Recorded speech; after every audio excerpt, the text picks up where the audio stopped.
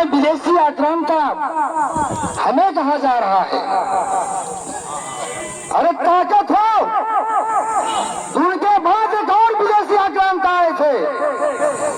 अगर सरकार में दम हो तो अंग्रेजों को भी विदेशी आक्रांता कह करके देख लो, औकात समझ में आ जाएगी।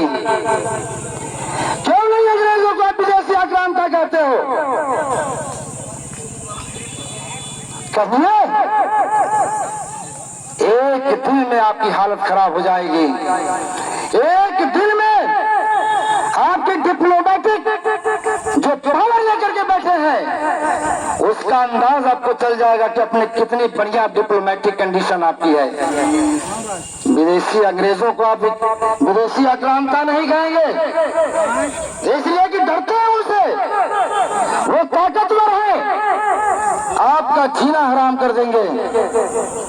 विदेशी आक्रांताओं जिसको आप बोल रहे हो ना, आज वो कमजोर नहीं है, बहुत ताकत है। मेरे दोस्तों और साथियों, बात जब यहाँ पे देशभक्ति की होती है, अरे रेशमी रुमाल की तहरीक हिंदुस्तान में आजादी के लिए किसने चलाई? महमूद है, मौलाना महमूदुल हसन साहब ने, वो विदेशी आक्रांता थे। शेर अली अफरीदी का इतिहास पढ़ लीजिए। वायसराय लॉर्ड मायो की हत्या निकोबार में किया था। किसके लिए किया था? अपने मुल्क के लिए किया था। मेरे दोस्तों और साथियों, अभी मीर अब्दुल हमीद साहब ने, मरहूम ने अपनी शहादत दिया। किसके लिए दिया था? अपने मुल्क के लिए दिया था। बहादुर शाह जफर 1857 में जो लोग आज सूरवीर बनते हैं, वो कहां चले गए थे जब 1857 का नेतृत्व करने वाला कोई राजा महाराजा खड़ा नहीं हो रहा था? वही विदेशी आक्रांता 1857 में 86 साल की उम्र में अपने मुल्क की हिफाजत करने के लिए लाल किला और दिल्ली जामा मस्जिद की दीवारों से खड़ा होकर के कहा था कि हिंदुस्तान की बाजुओं में अभी ताकत बहुत है, वो ताकत, वो बाजुएं कमजोर नहीं हुए हैं, उसका नेतृत्व मैं करूंगा। वो विदेशी आक्रांता है। अरे कितना इतिहास पढ़ा जाए, बताया जाए आपको, इतिहास से तो आपको डर लगती है। अशफाकुल्लाह खान ने शहादत दिया। ये किसके लिए शहादत दिया था? अपने मुल्क के लिए दिया था। कितना इतिहास पढ़ेंगे आप। अरे मेरे दोस्तों और साथियों, आज हिंदुस्तान का जो माहौल बना दिया गया है, वो शायद इससे पहले ऐसा माहौल कभी नहीं रहा होगा। सुमन के ऊपर जो हमले लगातार किए जा रहे हैं, इस पर चर्चा करना है।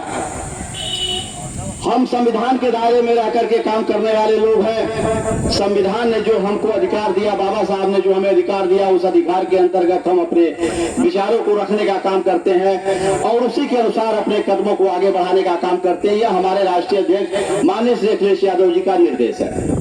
एक तरफ जहां हम संविधान को मान करके काम करते हैं, वहीं दूसरी तरफ वर्तमान की सरकार जो एक सेना बना करके रखी हुई है, जिसने सेना का नाम शायद करणी कहा जाता है या करणी सेना, ये भारतीय जनता पार्टी का एक अंग बन करके और काम करती है। यह करणी सेना अपने लिए व्यक्तिगत काम नहीं, इस सेना को लगा करके भारतीय जनता पार्टी हमारे अधिकार, हमारे हक को छीनने का काम कर रही है, आतंक फैलाने का काम कर रही है। और इसलिए आतंक फैलाने का काम कर रही है कि हम संविधान को किनारे करके और आपस में लड़ने का काम करें। इस देश में आतंकवाद का राज हो, आतंकवाद फैले, जिससे आतंकवाद जब फैलेगा तो आम जनमानस जो गरीब है, दबे कुचले लोग हैं, पिछड़े हैं, दलित हैं, या कहीं न कहीं अपने अधिकारों की मांग को नहीं करेंगे।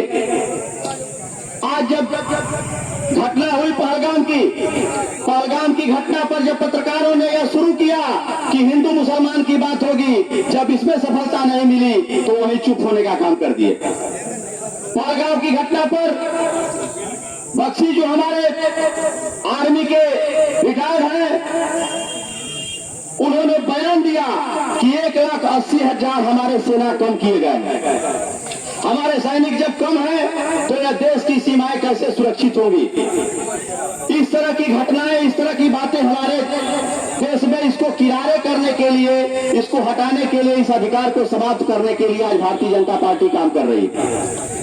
बेरोजगारी पर चर्चा नहीं करना चाहती, शिक्षा पर चर्चा नहीं करना चाहती, नौजवानों के रोजगार पर चर्चा नहीं करना चाहती, महिलाओं के सुरक्षा और अधिकार पर चर्चा नहीं करना चाहती। इसलिए बार बार यह आतंकवाद की अपराधियों का मनोबल बढ़ाने का काम कर रही है, अपराधियों को बढ़ाने का काम कर रही है। हम आप सभी एक साथ संविधान को मानते हुए, संविधान की सुरक्षा और आप सबके अधिकार की रक्षा करते हुए इस भारतीय जनता पार्टी का मुंहतोड़ जवाब देने के लिए एकजुट होकर के संघर्ष करने की जरूरत है। जिंदाबाद जिंदाबाद जिंदाबाद, अखिलेश यादव जिंदाबाद जिंदाबाद जिंदाबाद, मुलायम सिंह यादव अमर रहे, बाबा साहब अमर रहे, भारतीय संविधान जिंदाबाद जिंदाबाद जिंदाबाद, समाजवादी पार्टी जिंदाबाद जिंदाबाद जिंदाबाद, मुलायम सिंह यादव अमर रहे, अखिलेश यादव जिंदाबाद जिंदाबाद जिंदाबाद, समाजवादी पार्टी जिंदाबाद जिंदाबाद जिंदाबाद, बाबा साहब अमर रहे,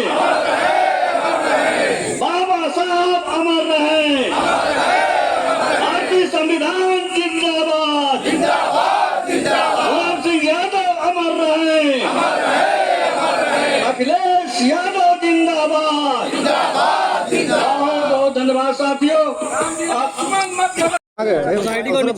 असरफ भैया मोबाइल आता है, बोलिए जी।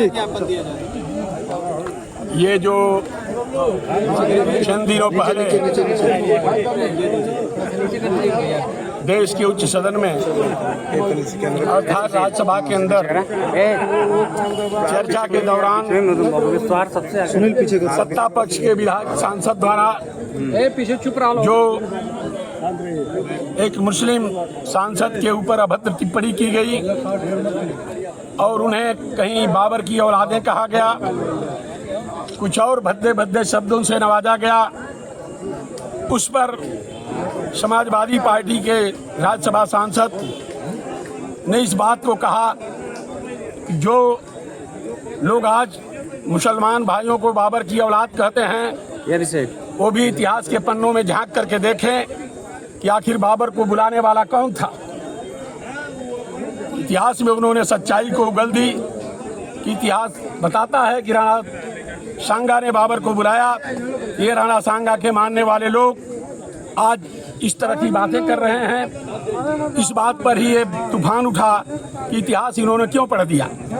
ये बात इसलिए नहीं हुई कि इतिहास पढ़ दिया, ये बात इसलिए हुई कि इस देश में जिनको पढ़ने का अधिकार नहीं था वो पढ़ने लगे, और पढ़ने लगे तो बताने लगे। दुख इस बात का है, इस बात को उन्होंने पढ़ लिया।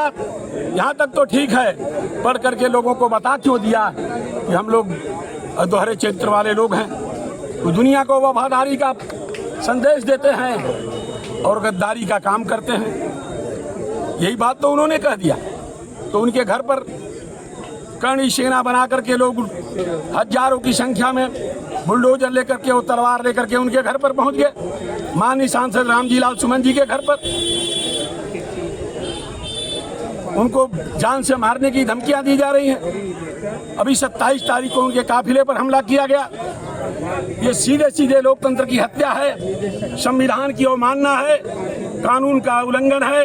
और ये साबित हो रहा है कि उत्तर प्रदेश में कानून व्यवस्था नाम की कोई चीज नहीं है। इसलिए ऐसी नाकाम सरकार को चाहिए, केंद्र सरकार से हम लोगों की मांग है कि ऐसी सरकार को बर्खास्त करे और यहाँ राष्ट्रपति शासन लगाने का काम करे। विधायक जी, सरकार जो है अब जाति जनगणना कराने जा रही है, कैसे देखते हैं इसको आप? हमारी तो पहले से मांग है, हमारे नेता सबसे पहले से इस बात की मांग कर रहे हैं कि जाति जनगणना होनी चाहिए और सरकार जो है हमारी मांगों के सामने झुकी और उसने इस बात को मानने के लिए अपनी सहमति जताई कि हम जाति जनगणना कराएंगे। अब हम लोग इस पर भी आज बताए अपने कार्यकर्ताओं को कि जाति जनगणना होने जा रही है।